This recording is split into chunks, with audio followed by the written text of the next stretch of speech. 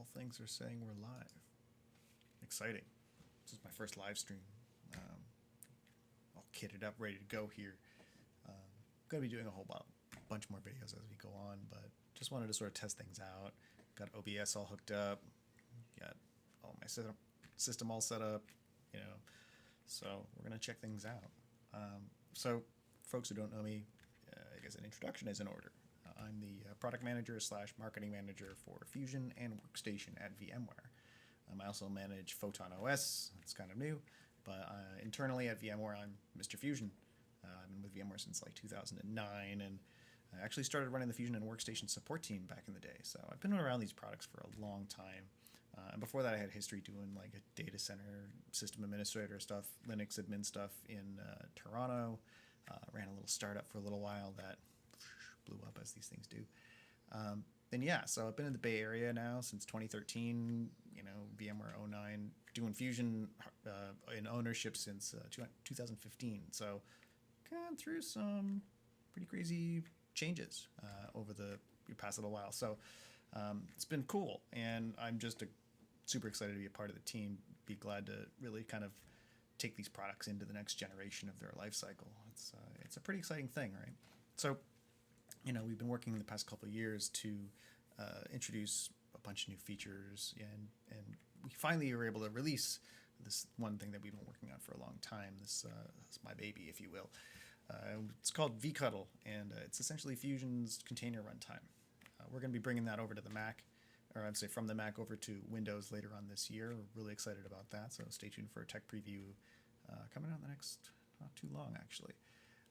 But so what we're going to do today is just show off how using vCuddle works in my terminal here. We'll build some containers, we'll run some containers, bring them up. I'll show you sort of how this is a little different than something like Docker, where they compare, where they contrast.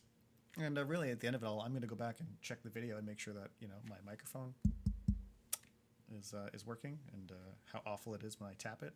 So I don't want to bust my ears or yours. And yeah, this is just totally experimental. I don't know, feeling cute. Might delete this later. We'll see. So let's get started. So in order to get vCuddle running, all I really needed to do is load up Fusion and install the latest version, which is currently 11.5.5.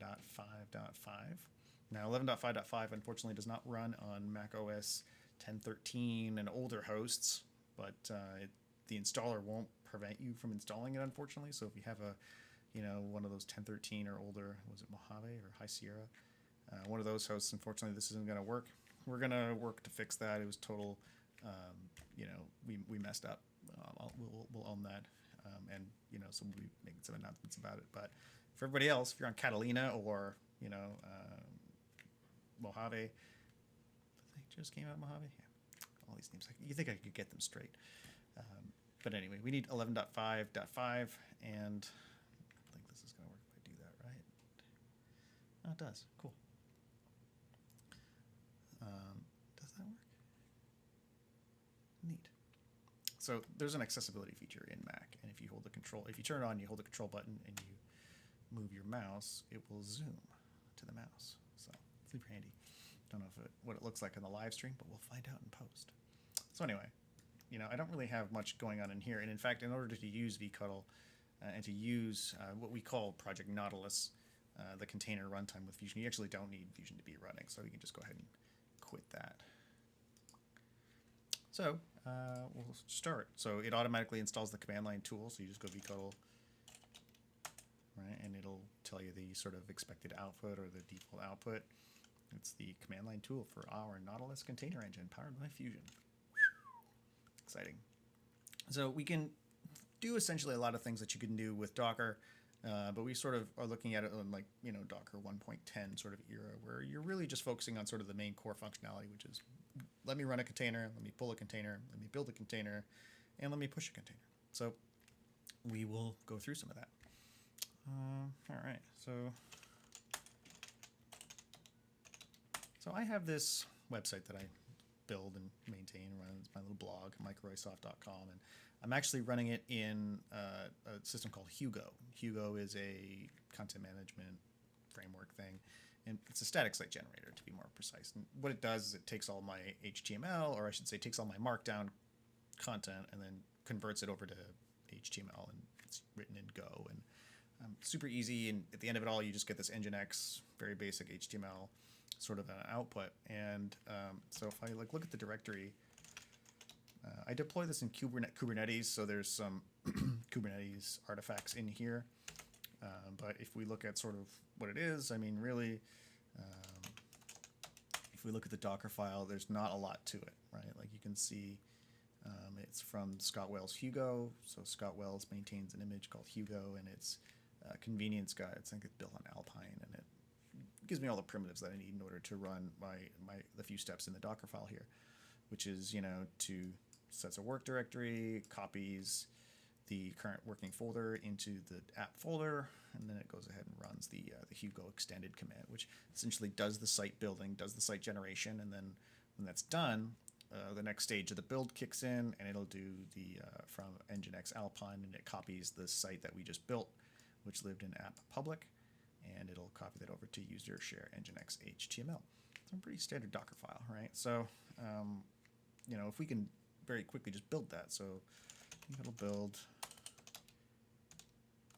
dot. Oops. So of course, derp. In order to run vCUDL, we have to start the services. So very much in the same case as Docker, you have to run the Docker engine. We're in a similar position, except the difference is when we launch this, it creates a storage volume for us. It requires passwords, so we go ahead and do that. And now the runtime is moving. You can't see it on this display, but it's mounted my my container storage. So we have a container D implementation in our vCUDL implementation, and nothing's mounted and nothing's running here other than the runtime itself. But you can see, we're leveraging container D, and we have the way to save state, or to save the state of things, basically. Without getting too much into it, one of the nice things is when we build a container, we actually mount that container to the host. So you can actually go right in just in Finder and mess with all your files, or you can open up Visual Studio Code and edit things in real time, which is pretty cool. So let's go ahead and build that. We're just going to build image. It's just going to, it's using a generated name. Probably should have specified a name on that, but what have you. So it's going to take a couple moments here. It'll grab all the necessary components. As you can see, all the different Docker layers. It's pulling these things out of Docker Hub. It's running the build engine. And when it's done, it will have an image in my repository, in my local inventory here, that I can go ahead and run, or run in any number of instances of it. So let's let this thing finish here.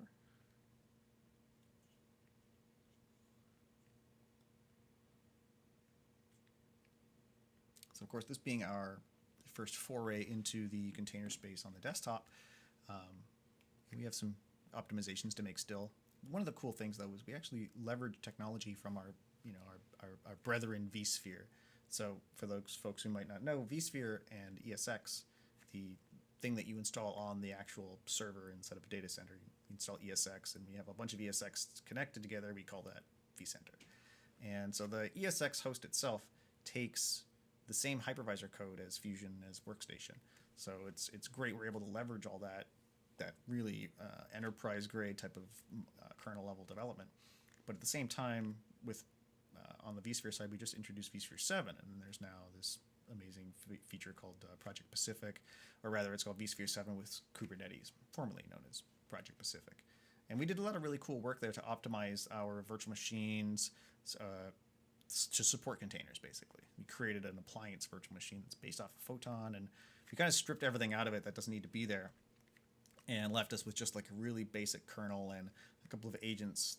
In the case of vSphere, they're like kubelet agents that behave like a pod in Kubernetes, so it can respond to API requests and deploy images that way.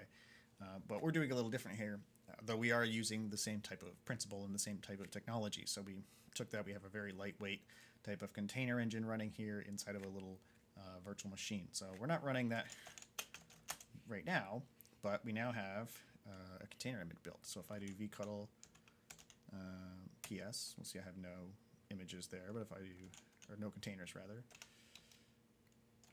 So I can run vcuddle images, and we can see I've got, a few. So the ones that we just created are, these are all just made just now, but this is the one that's got what we sort of want. So let's go ahead and copy it.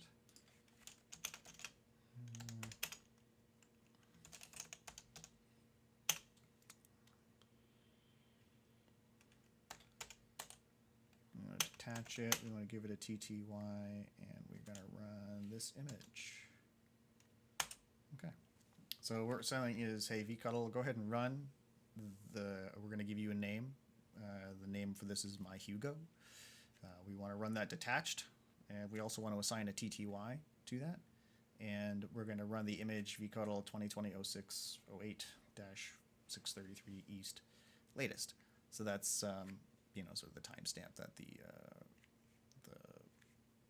engine just decided to stamp onto the name, because we didn't specify a name when I did the build command. Typically, you would do that. You'd build, give it a name, and whatever colon latest, or whatever tag you want to give it. And so there. So now we've got it started and run, which means if we do a VM run, we can totally see that container there. And if we do vcuddle PS, we can see, hey, there it is. But the interesting thing is when I ran it, you'll notice that I didn't do any type of, there was no -p flag, there was no port forwarding, which in Docker parlance is like, well, how's this thing running, right? Well, the way that it's running is because it's running inside of a virtual machine on our stack. It actually basically consumes the entire virtual machine, and it gets its own IP address as a virtue thereof.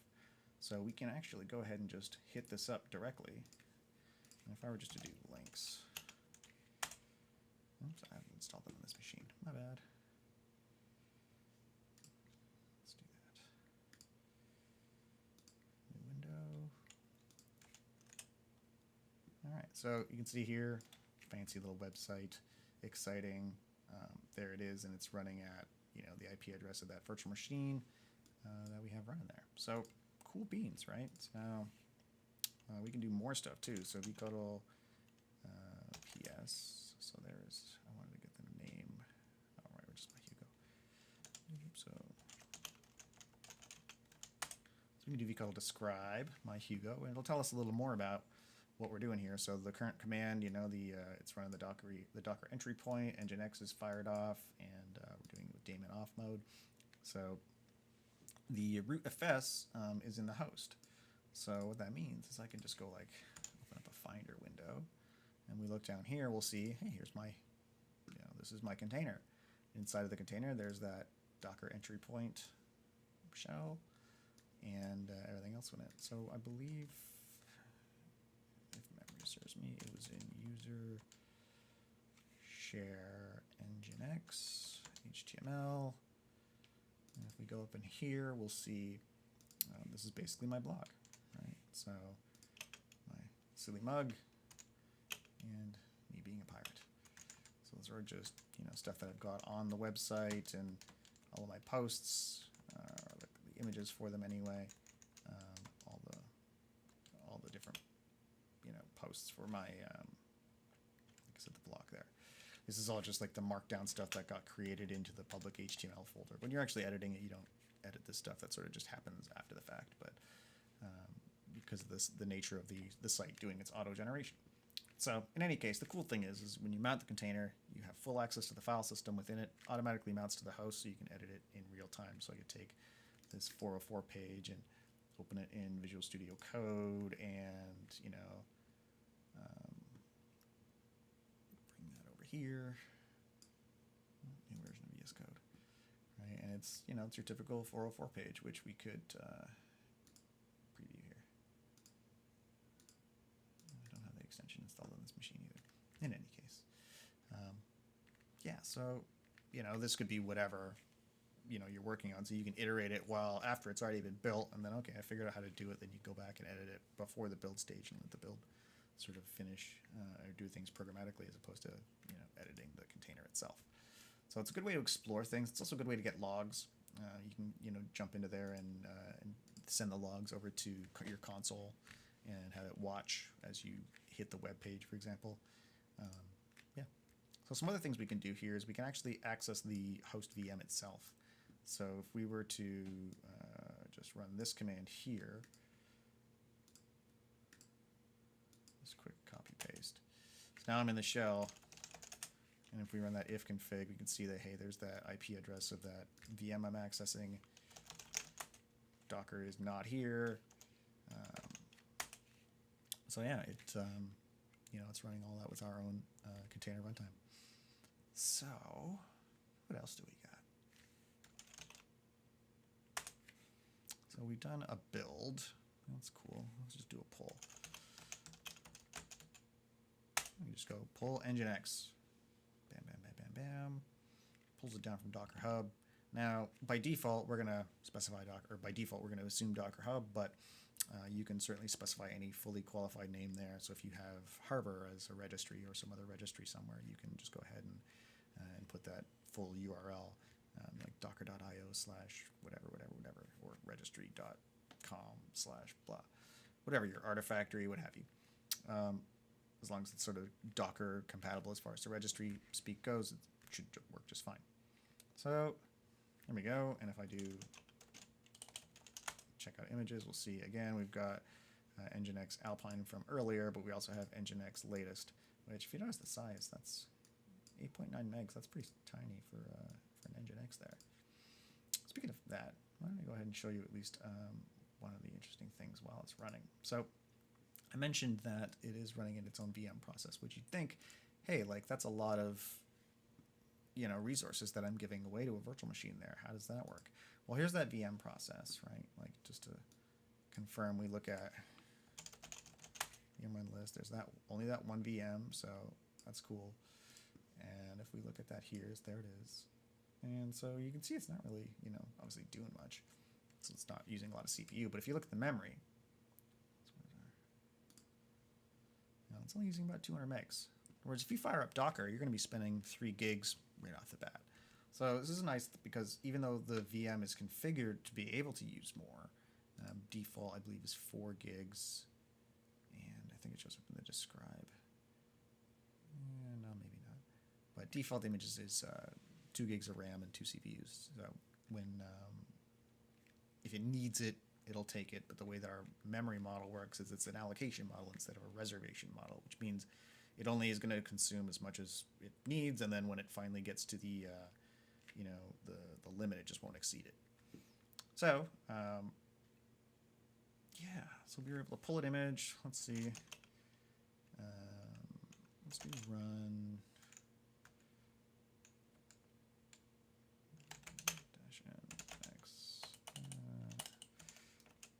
-nginx, again -d -t, and let's also do this. So we'll take port. How does this work? I'm gonna get this backwards.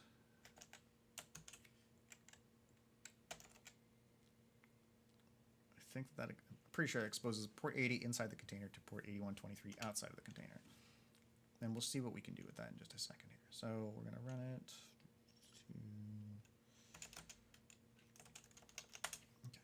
So again, running a container, calling it my nginx detached, and we're giving it a TTY. We're also going to do a port forward, basically the P. In our parlance, it's publish.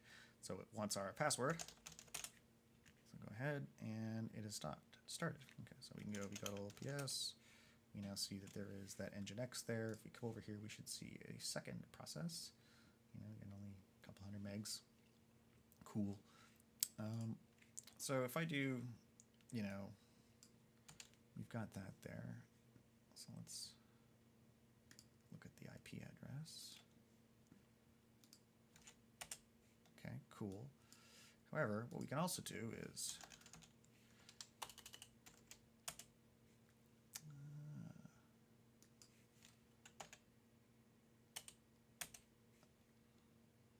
did it backwards.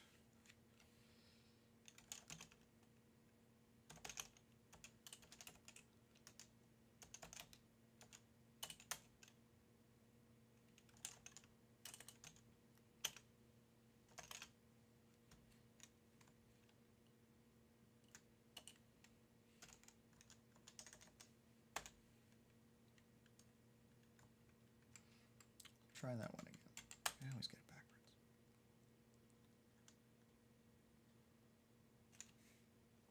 So we're starting up Nginx once again. Does the port forwarding. And now if we do this, there. So 8123. I'm always glad when that works. And just for brevity's sake, let's look at Fusion, and we'll bring up the network editor. So of course I have Fusion Pro. That feature that I just showed you requires a Pro license. So the difference being is that with Fusion, standard, you don't have the ability to mess with the networking. So you create a network, it is what it is. Whereas with Fusion Pro, you have the ability to not only manage port forwarding, but you can also do some more interesting things like introduce packet loss and latency. So if we look at network here under preferences, we now have this VMnet 9. So this was spun up as part of the container here. If I do vcodl, I think it's if I do vcodl describe.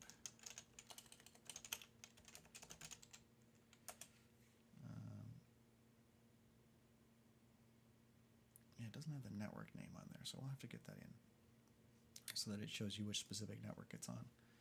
It shows you when you fire up the runtime what your network status, or which network got created. So in this case, it's the only VMnet custom VMnet that I have, so it's VMnet 9, and you can see the port forward that I applied. So 8123 TCP forwarding to port 80 inside of the VMIP. Cool stuff. And if you want to get crazy with it, you can go ahead and configure a larger MPU size, use jumbo frames. When the thing's powered off, you can mess around with the subnet, open NAT, turn off NAT, things like that. We don't currently have the ability to automatically attach to a bridge network, so that's something that I think will be very interesting, and we're going to look at how to sort of enable that going forward. But this is a great way for you to just spin up a service, have it listening on whatever port, and forward that to the port that you need inside the container, and then you can run that service on your laptop and expose that IP address to anybody else inside the organization who can hit it up.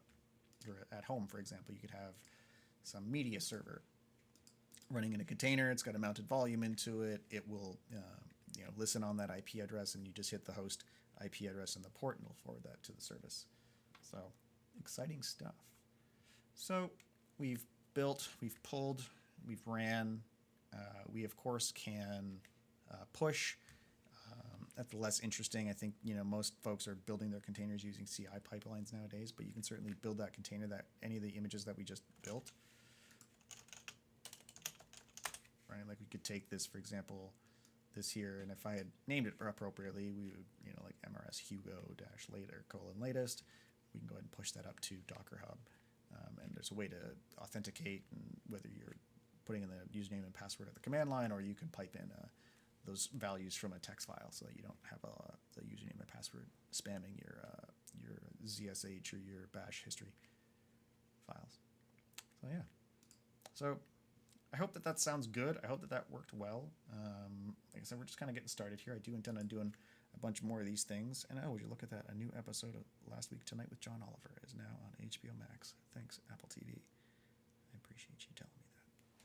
So anyway, I'm going to be doing some more of these things. I'm going to get some more in-depth, if we will. We're going to try to do some crazy things, see what we can do by hacking onto the runtime itself, because we do expose a containerd socket, so we'll see what that looks like. And we're also going to, just try and go through a bunch of workflows and show what it's like to have this, kind of a nice inner loop, we like to call it, where you have this development that you're doing locally, you're iterating on something, you're hacking something until you get it to a point where you're happy, and then you push it to your CI systems. So for me, I update my blog, because every time I update the content, the whole Docker container gets rebuilt. It's a good way to just build it locally, make sure that the layout is the way that I want it to, in case I'm using funny characters and it breaks things and the CSS gets all messed up. I have a way to kind of check that before I send it down my CI pipeline. And then, when I'm happy with it, I commit that over to Git. Circle CI picks it up, spin, deploys that over to Helm. Helm listens, sees there's new release, publishes the release, Kubernetes does the thing, and I just sort of basically hit git commit to the master or to a particular release branch, and then website gets updated. So it's a great way to tie all this stuff together, having the cloud at your fingertips and being able to, sort of have that. Now, of course, this isn't new. Being able to build Docker images is not groundbreaking. I've seen a lot of projects that, it's expected that you can do this. So it's just not even, all that groundbreaking. But what does get interesting is sort of the model that we're taking to it, right? Like having that appliance VM. We know we have some work to do. You could, if you're following along, if you're used to Docker, you'd see that there's some hesitation on some of the steps that I had done, where it was just sort of waiting for stuff to happen. And part of that is just due to some of the implementations that we have, some of the technology we're using, and we're working on, finding better ways to handle multi-threading. And, for example, some of the storage operations right now are single-threaded, so they take a little longer when they're starting up. But we have a lot, to work on. We have a lot of really exciting places to go with this. So I personally just can't wait to deliver more here. And I think at the end of the day, we want to listen to the community. We want to hear what folks want out of a container host runtime, right? Like, we definitely believe in open source, and we're going to try and find ways that we can contribute all this cool stuff that we've got. We've been working on Containerd for a little while, so I can definitely see where there's, once we go through, enterprise legal hurdles and whatnot and make sure everything's above board, then, we can start contributing and really kind of share a lot of this stuff. Because for us, Fusion and Workstation are amazing products, right? But their value is so much more than, the amount of revenue that they bring in. Their value is, it's, the first VMware that a lot of folks touch. It's, that ability to work with vCenter, to work with our enterprise software, to have that stability with the hypervisor that's been, development for over 20 years now. So, we're just happy to sort of bring it all together, and you're going to see a lot more of that coming soon. So, without ranting and rambling on any further, I think we'll go ahead and end it. I'm going to take a look at it. Hopefully the audio came through okay, and we can kind of have this a little more scripted, unscripted, a little bit of both. Get folks over in the chat. We'll try to share this out on the Fusion and Workstation Twitter accounts when we go ahead and go live in earnest. Then at the end of it all, we'll compile them all and make them available so folks can take a look at what we've been talking about and get up to speed quickly. So, I'd be remiss, but we have our GitHub repository, I guess. So, over at vmwarefusion.github.io, you can click the button. It'll download. If you don't have a copy of Fusion already, this will give you the tech preview. So it's got, vCUDL baked into it, as well as some other cool stuff like previewing DirectX 11 right now. But if you want to go over to our GitHub, you can see basically we have Nautilus here. Nautilus is our the name of our container runtime, so you can really get an idea of how to use it, and any other questions you might have are going to be here. And we're also taking issues, so by all means, tell us what we want or what you want to see, and our developers and engineers are paying attention, as well as myself.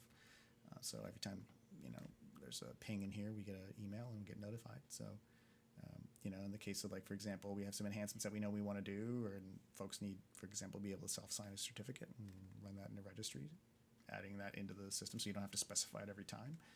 Or auto-completion, right? Like, of course, being able to hit tab and just let it finish. These are things that most folks consider table stakes nowadays, so, we'll get there. It's our first inaugural release, but yeah, come check it out. We hope you like it, and we'll see you next time.